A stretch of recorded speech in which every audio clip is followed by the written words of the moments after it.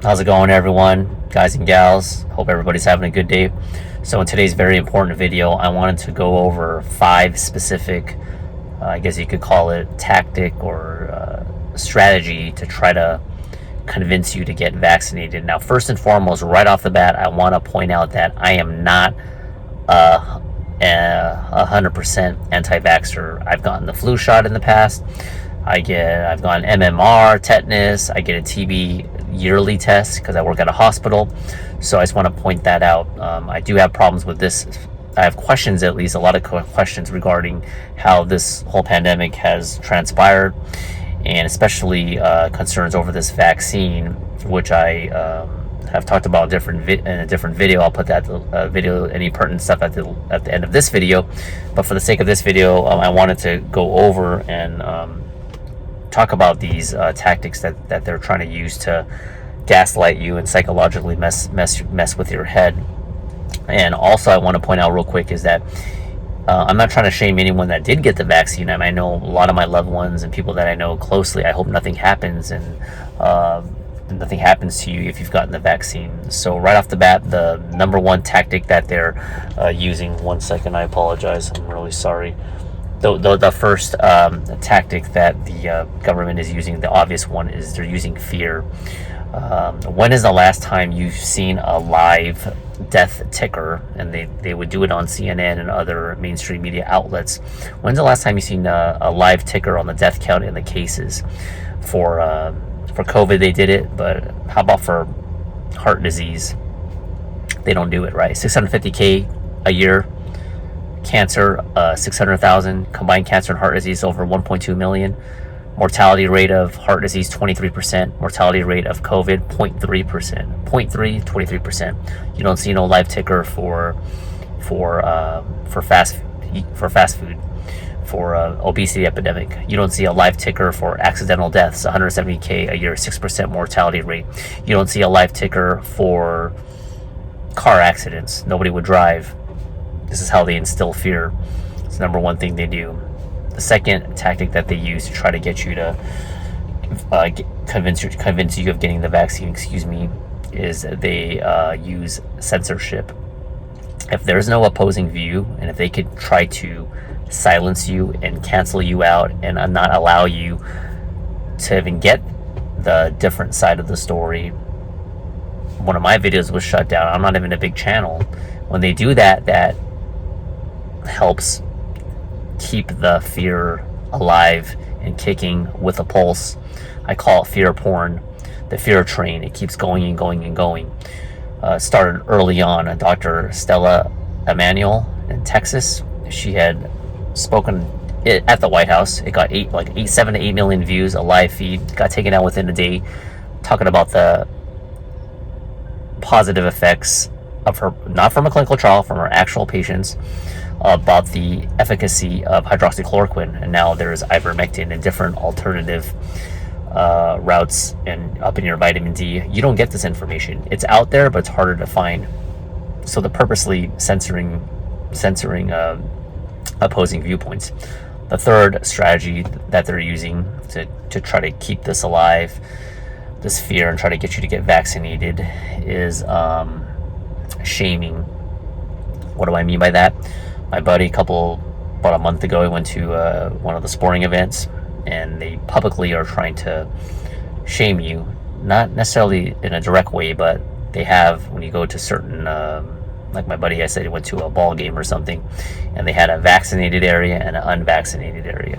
So it's like, why does the government have the right to label you about your own personal choice on what you put in your body for the whole public to know, creating that subdivision, creating that divide once again? They're indirectly shaming you and peer pressuring the people who haven't got vaccinated. So that's the third strategy. Then they want to keep the good times rolling because Joe Biden wanted to get 70% of adults getting both shots, and I think they fell short. So they moved on to the fourth strategy and technique. And what is that? It is, losing my mind. The fourth one, I'm sorry, I've had a long day. The fourth one is bribery. You heard about it, right? At least in California. They give out a lottery. They bribe you. You're in a raffle. I know people that got a raffle. Gavin Newsom did the little lottery, right? They want you to get the vaccine. They care for you so much, right? They care for you so much. I'm being sarcastic. They care for you so much that they're going to give you some free crap. Free fast food, free Chick-fil-A, free money, free concert tickets. If I'm sick and my throat's messed up, I don't need concert tickets. I don't need money. No amount of money is gonna help you if you have a freaking asthma attack and you need an inhaler and you need to get to a drugstore, a Walgreens, a CVS. They're using bribes now, right? They got to double down, triple down, quadruple down the blackjack table for you gamblers out there, right? They have that fourth strategy, bribery. Now, if the bribery doesn't work, they move on to the fifth one, and that is by force, by coercion. Now, I don't mean they're going to grab you, throw you down, and put it in you. They're getting kind of close, but I'm going to save that for a second and hang around for another minute. But coercion, by how? Or how?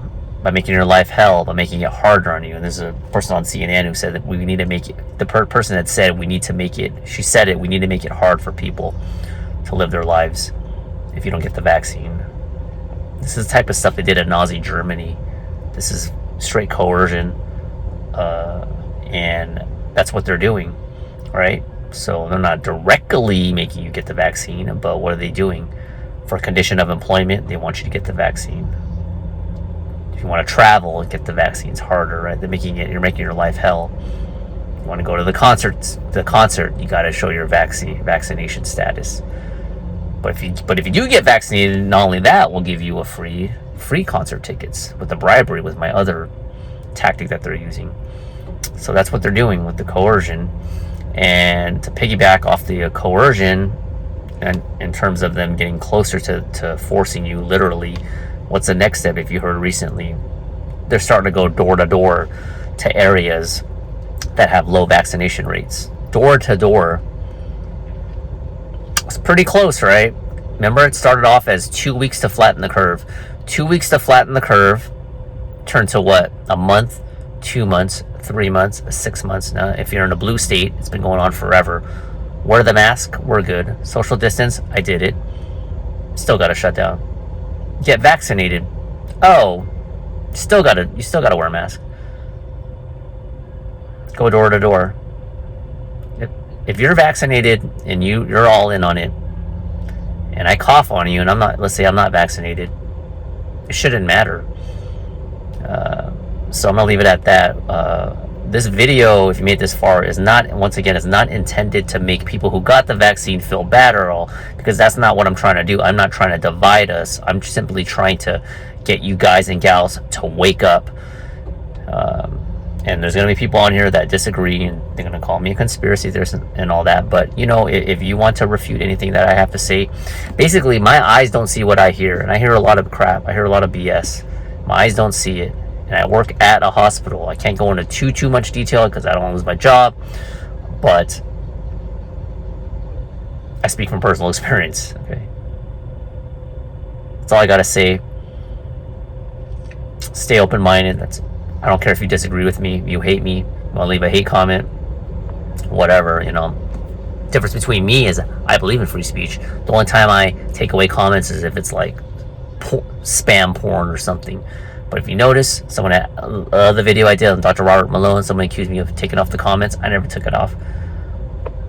I've been insulted, not too bad, but I have, and I leave it because it's free speech, man. Got to have these dialogues, open dialogues. So these are the 5 things that they're doing, and